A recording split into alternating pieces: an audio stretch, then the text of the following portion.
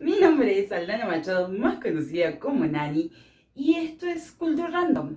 El canal ya tiene nombre. En el video de hoy vamos a hablar un poco sobre una película que se volvió a poner de moda, se podría decir, o se reivindicó un poco este fin de semana pasado en Twitter, y es El Padrino. Un poco como que los millennials descubrieron El Padrino, me parece, y como millennial me siento en la obligación de hablar de esto, porque sí, en efecto, nunca antes había visto la película entera, completa, de principio a fin, y las plataformas de streaming y lo inmediato nos permiten tener acceso a estas películas que antes solamente podíamos agarrar en el cable, y considerando que duran 3 horas, probablemente nunca lo hubiera agarrado completa. Antes que nada, y a modo de declaración, voy a hablar solamente de la 1, solo de la 1, El Padrino 1. No me voy a meter en la 2, no me voy a meter en la 3, que sí, lo admito, me gustan más que la 1, pero por el motivo en particular del que vamos a hablar ahora. Y es que vamos a hacer un paralelismo entre El Padrino de Francis Ford Coppola y el naturalismo del señor Antoine Chekhov. Primero, ¿quién es Antoine Chekhov? El señor Antoine Chekhov fue escritor teatral y médico. ¿Por qué? Porque del teatro no se podía vivir, gente. Es una realidad. Una particularidad que tenía en su profesión es que era médico de casas. ¿Qué quiere decir eso? Que si alguien de la familia se enfermaba, él se instalaba en la casa y se quedaba un tiempo siguiendo a ese paciente. Entonces observaba muy de cerca las conductas burguesas de su época. Esta misma profesión a la vez lo inspiró a escribir acerca de la burguesía de esa época. ¿De qué época? Finales del siglo XIX, aproximadamente en 1890 o por ahí. Esta burguesía tenía una particularidad y era que estaba claramente en decadencia, pero de eso... Paciencia. El Padrino, por su parte, estrenó en el año 1972 con Al Pacino y Marlon Brando estelarizándolas, con unas actuaciones, con un soundtrack, con una dirección y con mucho del naturalismo propio de Chekhov. Y vamos a analizar un poco cuáles eran las características principales que caracterizaban el naturalismo que luego vemos trasladadas en esta película. Primero, la característica de la burguesía en decadencia. Y esto vamos a ponernos un poco en contexto. Revolución Francesa, año 1789, o sea, finales de lo que sería el siglo XVIII. Los burgueses se cansan de ser los oprimidos, toman el poder, matan a los reyes y se vuelven ellos los nuevos opresores. Porque sí, eso es lo que pasó. Los burgueses, con el paso del tiempo, después de haber sido los revolucionarios, los libertarios, igualité, fraternité, equalité, se volvieron ellos en lo que juraron destruir. Tu ira y tu sed de poder ya lo hicieron. Permitiste que ese Lord Oscuro te manipulara hasta que te convertiste en aquello que juraste destruir. Y empezaron a oprimir ellos a esta nueva clase surgida que fue el proletariado. Cuestión que para el siglo XIX finales, cuando se pone de moda el naturalismo como corriente teatral y como forma de escritura, la burguesía ya estaba bastante en decadencia. Entonces, acá viene la gran pregunta. ¿Es la familia Corleone una burguesía en decadencia?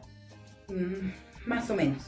Las 5 familias y todo lo que ellos operaron, que es más o menos un poco la inspiración que toma la historia, en su comienzo en el siglo XIX, finales del siglo XIX. Tiene su momento de gloria en el siglo XX, que es el momento en el que esta película estrena, y hoy por hoy está completamente decadente.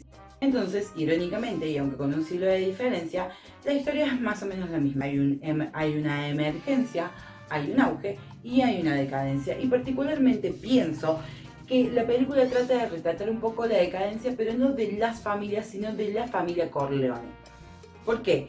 Puntualmente por la culpa de su patriarca, de Vito Corleone. Cuando él empieza progresivamente a envejecer, a ponerse viejo, a ponerse testarudo, a poder no seguir un poco el paso del resto de las familias, es cuando empieza la decadencia de la suya propia, llegando incluso a perder miembros importantísimos de su familia por lo propio que estaba pasando en su entorno. Es entonces donde Michael Corleone surge como algo urgente, como un pedido de desesperación, como un grito desgarrante en el medio del dolor de la pérdida. Nadie quería que Michael Corleone fuera parte de la familia, nadie, y no en el sentido malo, sino en el sentido de que era un buen tipo y querían dejarlo ahí como un buen tipo, sin que se metiera en todo este tipo de negocios y matufias. Pero lamentablemente termina por entrar un poco de fuerza como una respuesta a esta decadencia evidente del patriarca de la familia. Decadencia que vemos de manera lineal y decadencia que culmina al final con su propia muerte, no solamente como una cuestión real y efectiva que pasó, que se murió, sino como una cuestión simbólica. Vito Corleone estaba devastado desde mucho antes de haberse muerto físicamente. Segundo punto, la idea de lo cotidiano y lo natural. Para las familias burguesas había algo cotidiano y natural que lo define Chekhov como comer, reír, cotillar, que sería como presumir o tirarse los galgos mutuamente, diríamos los argentinos. Esto mismo está traspasado a las familias. Obviamente que no es lo mismo la naturalidad de una familia argentina promedio que de una familia italoamericana perteneciente a las 5 familias de la mafia de la época justo del auge de las mafias. Es cierto, en ese sentido puede sonar épica. ¿Por qué? Porque agarran justo un tipo de familia que tiene esa cuestión de la epicidad, pero en realidad en ellos es todo común. De hecho, las muertes, si se fijan, salvo por la muerte de Vito en particular, todas las demás muertes pasan bastante desapercibidas. Y eso no es casual. Eso se debe a que en esa época y en ese contexto de familia, la muerte era algo súper natural, era algo que se aceptaba, porque era algo que tarde o temprano iba a pasar y algo que se asumía que tenía que pasarte como consecuencia de estar metido dentro de este mundo.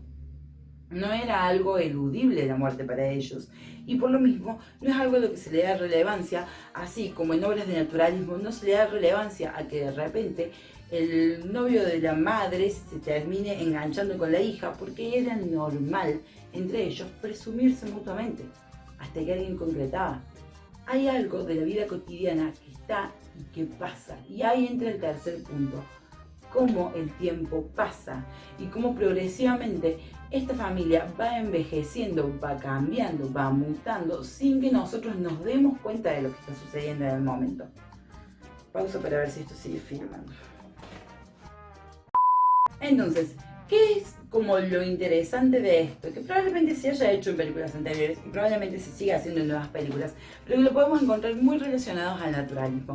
El paso de los años sin que vos te des cuenta. Pensá en el momento en el que la película empieza y pensá en el momento en el que la película termina. ¿Cuántos años crees que pasan? Muchos, ¿no? ¿Y en qué momento de la película te saltó un cartelito que decía 3 años después? En ninguno.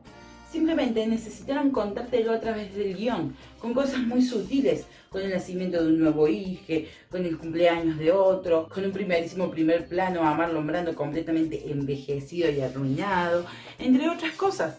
Entonces, no hay un momento en el que te digan, che, mira, está pasando el tiempo, sino que simplemente el tiempo está pasando y vos no te estás dando cuenta porque te estás dejando llevar por esa pasada de tiempo. Esto era un recurso sumamente utilizado por Chekhov y lo vemos sobre todo muy marcado en Las Tres Hermanas, que es una obra de teatro de él sobre 3 hermanas, durante la cual transcurren 10 años. Esto, si bien ya se venía implementando, siempre llama la atención en el teatro, porque en el teatro se supone que muchos creen que aún corren las leyes aristotélicas que decían que una obra tenía que pasar en un solo día. Llevarlo de que pasen 1 o 2 días, que era lo normal del rompimiento de las leyes, a que pasen 10 años, era un salto sumamente brusco por parte de Chekhov y que a la gente le gustaba. Y que en esta película veo que está hipermarcado. No necesitas saber cuánto tiempo pasó específicamente, no necesitas contar específicamente en qué momento arranca la película y cuántos años tienen los personajes cuando la película termina, sino que simplemente te gusta dejarte llevar. Hay un envejecimiento a través de pequeñas cositas sutiles y vos lo vas captando, pero a la vez no te va chocando, no te va haciendo ruido, sino que simplemente es algo que asumís como natural, porque la vida pasa y en el naturalismo pasa lo mismo que en la vida. Y en la vida envejecemos. Nuestro cuarto y último punto es que la vida sigue. Sí, te darás cuenta que hablamos muchísimo de la vida en este video, que todavía no terminó. Pero es porque particularmente lo que pretende hacer el naturalismo y el realismo en su momento como respuesta a lo que venía haciendo antes, a mediados del siglo XIX, el romanticismo, es mostrar la vida cotidiana y real de la gente. Se buscaba que las actuaciones mismas fueran algo completamente limpio, no había nada demasiado dramático, no había mujeres que se tiraban a llorar en el piso y suplicaban el amor de un hombre, sino que, bueno, sí lo hay. Sí lo hay en la gaviota. Sino que las actuaciones se vuelven algo completamente ordinario. Había gente sentándose a la mesa a jugar a las cartas, y en ese momento en el que la gente se estaba sentando a la mesa, era donde ocurrían las cosas importantes. ¿Y cómo nos dábamos cuenta? Por lo que estaban diciendo, no por lo que estaban haciendo, no por las acciones súper exageradas, súper grandes, súper crecidas, sino por los pequeños gestos sutiles que nos demandaban y nos hacían pensar que algo nos estaban queriendo decir. Bajo este mismo precepto, los finales eran algo de la vida ordinaria. No había un momento hiper épico en donde todo explotaba, se resolvía el gran conflicto final y había un cierre de telón. De hecho, ni siquiera se cerraban los telones. Simplemente los actores se quedaban ahí charlando, comiendo, jugando las cartas, presumiéndose en esta cuestión de las 3 reglas básicas de los burgueses. Y la gente, cuando se asqueaba, se levantaba y se iba. Pero la idea era que a partir de cierto momento dejaran de pasar cosas relevantes y se fuera todo a lo absoluto de la vida cotidiana. Es decir, pongo un ejemplo. En La gaviota de Chekhov hay un último momento cúlmine que es un suicidio. No vamos a decir de quién, por si alguien lo quiere ver. Cuando ocurre este suicidio es como el último gran momento de la obra. Este suicidio ocurre detrás de cámara, solo escuchamos el sonido. Y la familia en sí sigue jugando a las cartas, que es lo que estaban haciendo. Y la familia sigue jugando a las cartas el resto de la obra hasta que la gente quiera levantarse e irse. Porque la obra no termina, porque la vida tampoco termina. O sea, en la vida no hay un momento en el que nos bajen el telón. Y esto, si bien es imposible no bajar el telón de una película porque se nos haría bastante larga, ya tiene 3 horas, pero se ve claramente en el momento en el que cuando llega el final no hay un acontecimiento hiper épico que desencadena el final. No es como la muerte de Vito y cuando el cuerpo de él está tirado en el piso, entonces la película se va a negro. No, sino que se da el tiempo de vivir el funeral, te comenta un poco de lo que está pasando ahora que Michael es el encargado de la familia y recién ahí cierra este telón. Y cuando llegan las letras que dicen Directed by Francis Ford Coppola, ¿qué fue ese inglés, señora? Dirigido por Francis Ford Coppola, vos te quedas ahí como con tu cara de ¿really? No terminas de entender en qué momento se pasaron 3 horas de cinta y vos te quedaste ahí como... Por eso, de hecho, en la parte 2, cuando empieza, la vida ha seguido pasando y sigue pasando como si nada. En puntual, quería que hiciéramos este paralelismo por 2 motivos importantes. La primera, para que empecemos a reivindicar el teatro de una vez y entenderlo como el arte que da forma al séptimo arte. Porque el cine mama muchísimas cosas del teatro y eso es algo que a mí me gusta exaltar, no bardear. A mí me encanta que el cine se alimente tanto del teatro. Y por otro lado, para que podamos empezar a ver las obras como lo que son, algo que no es para nada innovador. Tenemos que si bien en su momento fue una gran pieza de arte y que hoy por hoy tenemos muchas cosas que se pueden igualar porque pasó, pero incluso antes del Padrino hubo muchas cosas que le podían jugar a la par y que no necesariamente estaban en una pantalla grande. Si llegaste hasta acá, muchísimas gracias por ver. Si te gusta este tipo de contenido, suscríbete al canal, dale like, compártelo con un amigo. Estamos arrancando y esto tiene pinta de que se va a poner bueno, créanme. En este canal nos gusta hablar de cine, teatro, cómics, libros, todo lo que tenga que ver con cultura en general, pero siendo bastante randoms, a veces como comparando a la multiganadora de Oscars de Francis Ford Coppola con las obras de Antoine Chekhov. Si tenés ganas de conocer un poco más de Chekhov, te recomiendo que leas sus obras La Gaviota y Las Tres Hermanas, que son dos de las que mejor exponen de su punto. De hecho, aquí en Córdoba la obra de Las Tres Hermanas estuvo hasta hace no mucho en cartelera. Creo que en YouTube podés encontrar ambas dos, aunque no sé si en español particularmente. Anyway, muchas gracias por ver este video. Suscríbete si no estás suscrito. Mi nombre es Alana Machado, más conocido como Nani, y nos vemos cuando menos te lo esperes.